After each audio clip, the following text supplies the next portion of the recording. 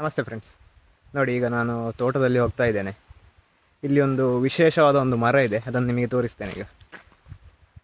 ನೋಡಿ, ನಮ್ಮ ಊರಿನಲ್ಲಿ ಇದಕ್ಕೆ ನಕ್ಷತ್ರ ನೇರಳೆ ಅಂತ ಕರಿತೇವೆ. ನನ್ನ ಪ್ರಕಾರ ಬಹುಶಃ ಇಂಗ್ಲೀಷಲ್ಲಿ ಬ್ಯಾಂಕಾಕ್ ರೆಡ್ ಅಂತ ಕರೀತಾರೆ. ನೋಡಿ, ಇಲ್ಲಿ ಸುಮಾರು ನಕ್ಷತ್ರ ನೇರಳೆ ಹಣ್ಣಿದೆ. ಇದು ತಿನ್ನಲಿಕ್ಕೆ ಸ್ವಲ್ಪ ಹುಳಿಯಾಗಿರ್ತದೆ, ಬಟ್ ಒಳ್ಳೆ ಟೇಸ್ಟಿಯಾಗಿರ್ತದೆ. ಇದಕ್ಕೆ ಉಪ್ಪೆಲ್ಲ ಸೇರಿಸಿ ತಿಂದರೆ ಬಹಳ ಸಖತ್ತಾಗಿರ್ತದೆ. ಮತ್ತು ಇದು ಎಲ್ಲ ಸೀಸನಲ್ಲಿ ಆಗ್ತದೆ. ಆದ್ದರಿಂದ ನಮಗೆ ಇಂಥ ಸೀಸನ್ಗೆ ಕಾಯಬೇಕಂತ ಏನಿಲ್ಲ, ಎಲ್ಲ ಸೀಸನಲ್ಲಿ ಇದು ಆಗ್ತಾ ಇರ್ತದೆ.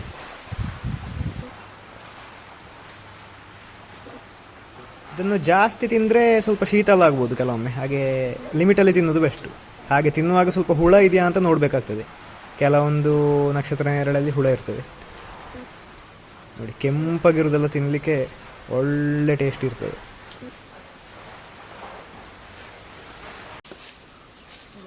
ನೋಡಿ, ಇದು ಇನ್ನೊಂದು ಟೈಪಿನ ನಕ್ಷತ್ರ ನೇರಳೆ. ಇದಕ್ಕೆ ನಮ್ಮ ಸೈಡಲ್ಲಿ ಬಿಳಿ ನಕ್ಷತ್ರ ನೇರಳೆ ಅಂತ ಹೇಳ್ತೇವೆ, ಜಂಬು ನೇರಳೆ ಆಗಿರ್ತದೆ. ಇದು ಕೆಂಪು ನಕ್ಷತ್ರ ನೇರಳೆಗಿಂತಲೂ ಜಾಸ್ತಿ ಟೇಸ್ಟ್ ಇರ್ತದೆ. ಇದರ ರುಚಿ ಸ್ವಲ್ಪ ಬೇರೆ. ಇದು ಹುಳಿ ಇರುವುದಿಲ್ಲ, ಅದರ ಬದಲಿಗೆ ಸಿಹಿಯಾಗಿರ್ತದೆ. ಇದು ಎಲ್ಲ ಸೀಸನಲ್ಲಿ ಆಗೋದಿಲ್ಲ, ಇದು ಮಾರ್ಚ್, ಏಪ್ರಿಲ್, ಮೇ ಆ ಟೈಮಲ್ಲಿ ಮಾತ್ರ ಆಗೋದು.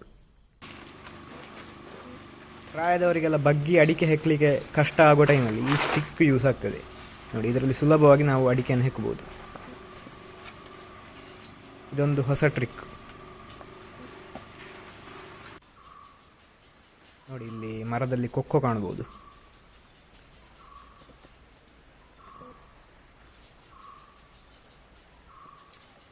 ನಮ್ಮ ಕಡೆ ತೋಟದಲ್ಲೆಲ್ಲ ಅಡಿಕೆಯೊಟ್ಟಿಗೆ ಬೆಳೆಯುವ ಇನ್ನೊಂದು ಉಪಬೆಳೆ ಅದು ಕೊಕ್ಕೋ. ಕೊಕ್ಕೋದಿಂದ ಸುಮಾರು ಉಪಯೋಗಗಳಿದೆ. ಚಾಕ್ಲೇಟು, ಬಿಸ್ಕೆಟು, ಐಸ್ ಕ್ರೀಮು ಮುಂತಾದವುಗಳಿಗೆಲ್ಲ ಕೊಕ್ಕೋವನ್ನು ಕಚ್ಚಾ ವಸ್ತುವಾಗಿ ಉಪಯೋಗಿಸ್ತಾರೆ.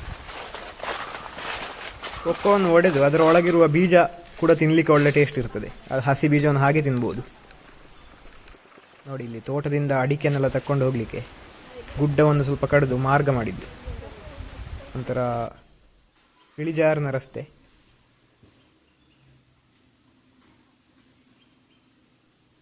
ನೋಡಿ, ಈ ಥರ ಮಾಡಿದರೆ ಅಡಿಕೆಯನ್ನು ಹೊತ್ತುಕೊಂಡು ಹೋಗುವ ಕೆಲಸ ಇಲ್ಲ. ಕಾರಲ್ಲೇ ಬಂದು ಕಾರಿಗೆ ಅಡಿಕೆಯನ್ನು ಲೋಡ್ ಮಾಡಿ ಆಮೇಲೆ ಕಾರಲ್ಲಿ ಅಡಿಕೆಯನ್ನು ತಗೊಂಡು ಹೋಗ್ಬೋದು.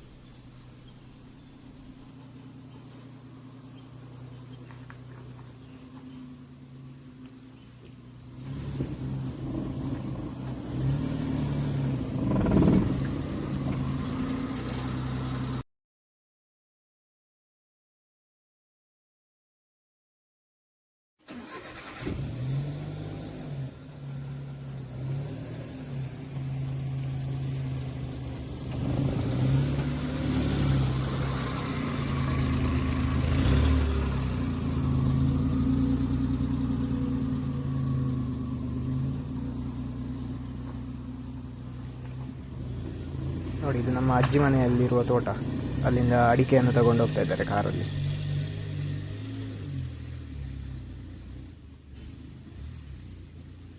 ನೋಡಿ, ಒಂದು ತೋಟದಿಂದ ಇನ್ನೊಂದು ತೋಟಕ್ಕೆ ಹೋಗಲಿಕ್ಕೆ ಈ ಥರದ ಅಡಿಕೆ ಮರದ ಸಂಕಗಳಿರ್ತವೆ. ಈಗ ಸ್ವಲ್ಪ ಅಪರೂಪ ಆಗಿದೆ ಇದೆಲ್ಲ.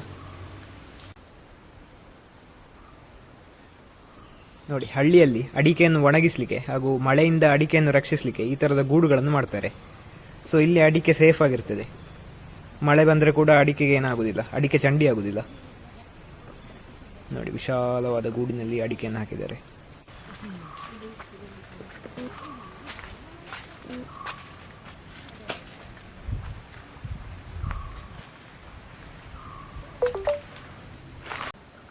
ನೋಡಿ, ಇಲ್ಲಿ ಬಿಸಿಲಲ್ಲಿ ಕೊಟ್ಟೆಕಾಯಿಯನ್ನು ಒಣಗಿಸ್ಲಿಕ್ಕೆ ಇಟ್ಟಿದ್ದಾರೆ.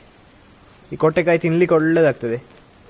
ಅತಿಯಾದರೆ ಅಮೃತವು ವಿಷ ಅಂತ ಹೇಳುವ ಹಾಗೆ ಈ ಕೊಟ್ಟೆಕಾಯಿ ಕೂಡ ಜಾಸ್ತಿ ತಿಂದರೆ ವಿಷವೇ. ಇದು ಲೂಸ್ ಮೋಷನಲ್ಲಿ ನಾವು ಟಾಯ್ಲೆಟಲ್ಲೇ ಇರಬೇಕಾಗ್ತದೆ. ಹಾಗೆ ಇದು ನೋಡಿ, ಇನ್ನೊಂದು ಕಾಯಿ. ಇದಕ್ಕೆ ಭೀಮ್ ಪುಳಿ ಅಂತ ಕರಿತೇವೆ. ಹೆಸರಲ್ಲೇ ಇರುವ ಹಾಗೆ ಇದು ಒಳ್ಳೆ ಹುಳಿ ಇರುವಂತಹ ಕಾಯಿ, ಬಟ್ ತಿನ್ನಲಿಕ್ಕೆ ಒಳ್ಳೆ ರುಚಿ ಇರ್ತದೆ ಇದು.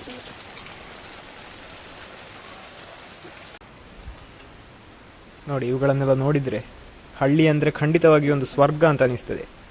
ನಿಮಗೆ ಅನಿಸ್ತದೆ ಇಲ್ಲೋ ಗೊತ್ತಿಲ್ಲ, ನನಗಂತೂ ಪಕ್ಕ ಅನಿಸ್ತದೆ. ಹಳ್ಳಿಯಲ್ಲಿ ತೆಗೆದಿರುವಂತಹ ಕೆಲವು ಇಂಟ್ರೆಸ್ಟಿಂಗ್ ಫೋಟೋ ಮತ್ತು ವಿಡಿಯೋಗಳನ್ನು ನೋಡುವ.